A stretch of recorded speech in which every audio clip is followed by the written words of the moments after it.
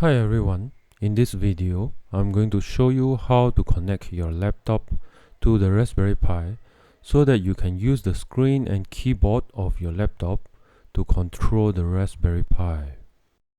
As shown in the picture here, the hardwares required include the Raspberry Pi, an Ethernet cable, a USB cable, and a micro SD card along with its adapter to make it the size of a standard SD card.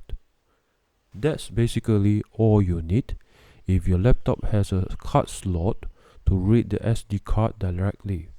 If not, you will also need an SD card to USB converter as shown here.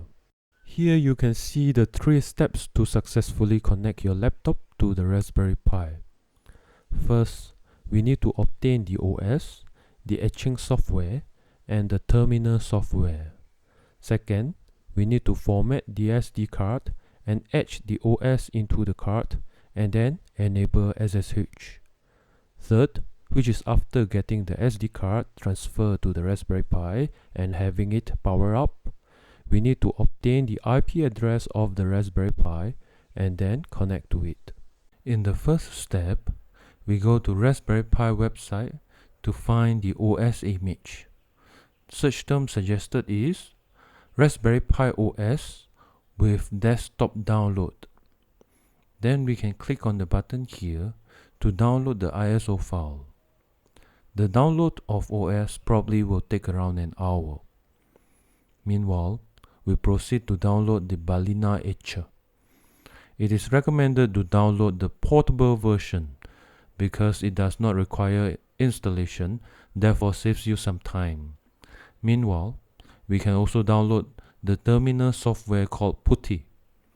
You may choose other terminal software such as TerraTerm if you prefer to. Once the downloads are done, you will see all these 3 items in your download folder. Next, insert the SD card into the laptop either through the SD card slot or SD to USB converter. Then, you should be able to see the SD card in the Window Explorer.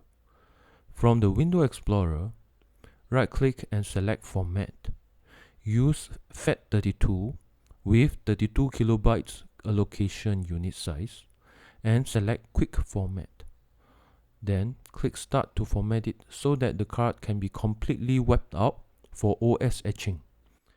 After formatting the SD card, we open Balena Etcher by double-clicking on the icon. In Balena Etcher, select the ISO image of the OS we've just downloaded. Then, make sure the selected external media is your SD card. Then, click Flash. Once finished flashing, the Raspberry Pi OS is ready on your SD card. However, before we use it for the first time, we'll need to enable SSH by adding an empty file in the boot directory. Remember to remove the file extension after creating it. Now we are ready to transfer the SD card to the Raspberry Pi. Connect the Raspberry Pi with the laptop with the Ethernet cable and the USB cable.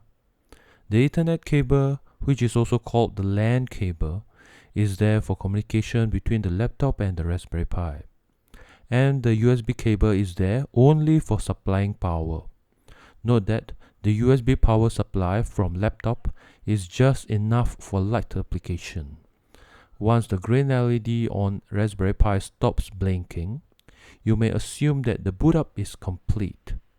On your laptop, open Command Prompt and type ping raspberrypi.local-4, then press enter.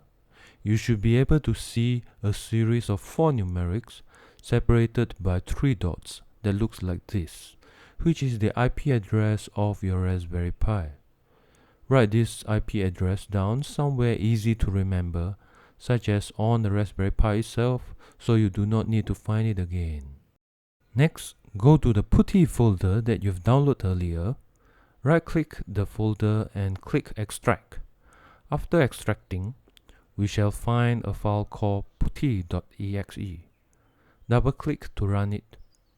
In PuTTY, type the IP address you've noted just now and make sure you are using port 22 with SSH connection type. Then click Open.